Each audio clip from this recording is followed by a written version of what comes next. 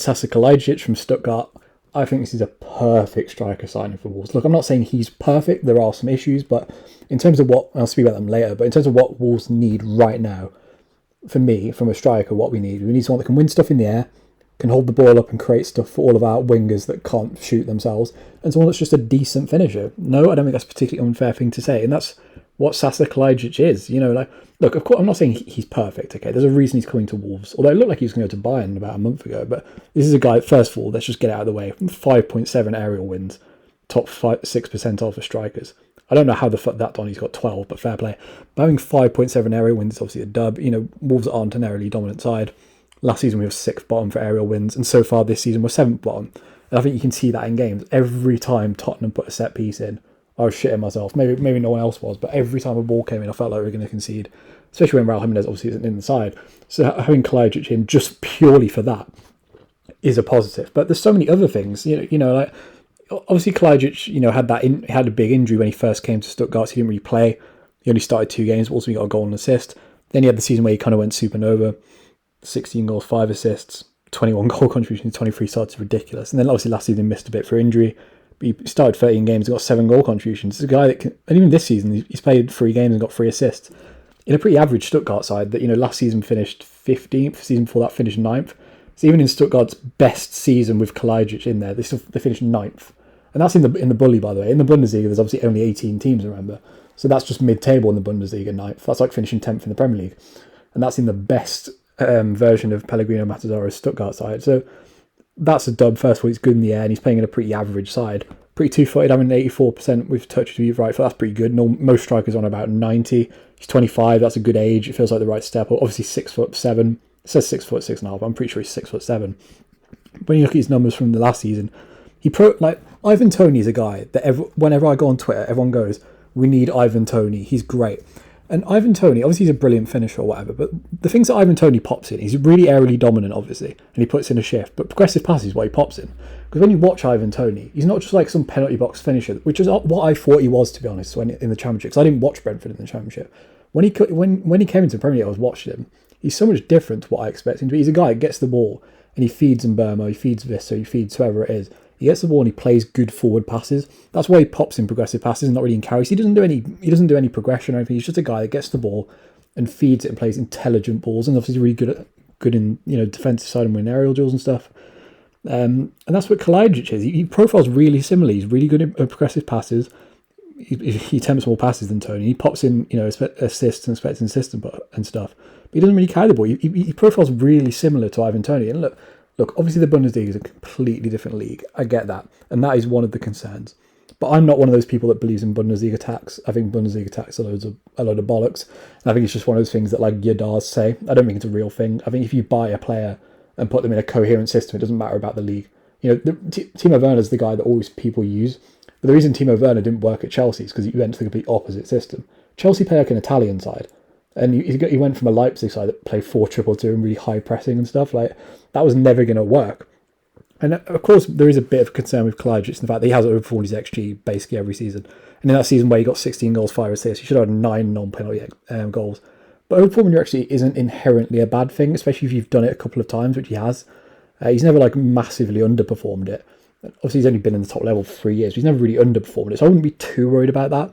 And obviously he's had a couple of serious injuries. One when he obviously came to them and missed basically a whole year, which is a concern, I guess. But he hasn't really had another really serious knee or muscle injury before then. Obviously he had that shoulder injury which kept him out for half of the season before last season. But a shoulder injury is an impact injury. I'm no doctor, so I don't really know how it works. But a shoulder injury to me isn't something that's going to keep coming back up, I assume. And then, missing 1 game because of an ankle problem and COVID and stuff I wouldn't really worry about that. I saw someone on Twitter say he's injury prone, and I get it. He's had 2 kind of long-term injuries, but one's a muscle injury and one of them was, the COVID year. So I wouldn't really freak out about that. Pedro Neto's just come off a really serious injury, and none of us are worried because he's come back from it. So those are the 3 concerns. He's overperformed his XG, which maybe that won't last forever. There's obviously an adaptation to a new league, but I just like this. This is Wolves, first of all. The Portugal FC thing gets tagged a lot. This is Wolves exploring a new market. Wolves very rarely buy players from Bundesliga. The only time we've done it is Hwang Hee-chan. And Filifosu, yeah, obviously, what a guy. But even Huang, like we were going to buy him when he was in Austria, so I wouldn't really read into that too much. I like the Wolves going abroad and exploring new markets. Like Ivan Toney and Kalajdzic profile so similarly, and obviously Tony's more proven. He'd probably be a better signing. But if you wanted to buy Ivan Toney, let's say it was getting broke that we were going to buy Ivan Toney, it wouldn't be 25 million euros. It'd be 55 million euros. And I don't mind Wolves exploring a new market for a striker. Why not? Like the Goncalo Ramos link was really fun, and it would have been fun to buy Goncalo Ramos. But also, Goncalo Ramos isn't some big target man guy. From what I've barely watched him, but from what I understand, he's more of a second striker anyway that drops deep and stuff. Kalajdzic is an out-and-out 9. He's not slow either. Like when I like the Bundesliga. It's my second league. You know, I don't watch much La Liga. I don't really watch Serie A, but I watch the Bundesliga. It's my like second league. I like it. He's not slow, Kalajdzic. He's not like.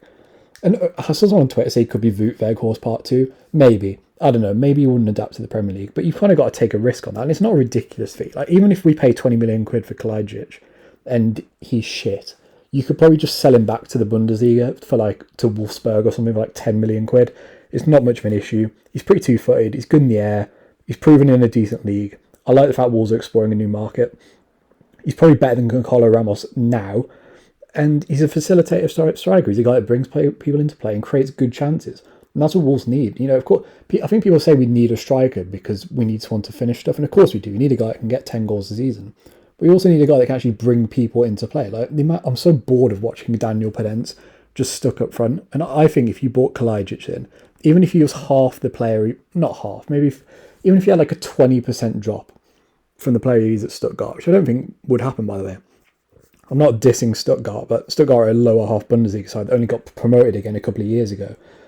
If he came to Wolves, he'd have Pedro Neto, Daniel Podence and Goncalo Guedes feeding him. There's a lot more to work with there. And Stuttgart play a back 5 as well. Or they have for the majority of the last few years anyway. So I just don't see how this transfer wouldn't work. It's the right profile. He wins stuff in the air. He brings people into play. He's a good age and the fee's not ridiculous. And I like the fact that Wolves are going into a new market. And look, obviously it's not done yet. A lot of the Wolves journalists have shut it down. But obviously the German sources are saying it's pretty close. But if this does happen, I'm not saying it's a guarantee, but I think in terms of buying a profile of striker, this is better than Benteke, it's better than Che Adams, it's better than Goncalo Ramos. It's the right fit, he's a good age, it's a decent price, and it's worth a punt. I'm not saying it's guaranteed to work out, but I think it's actually better value for money than some of our other signings, and I like it. Feel free to tell me if you think I'm chatting shit, but I think it's the right profile.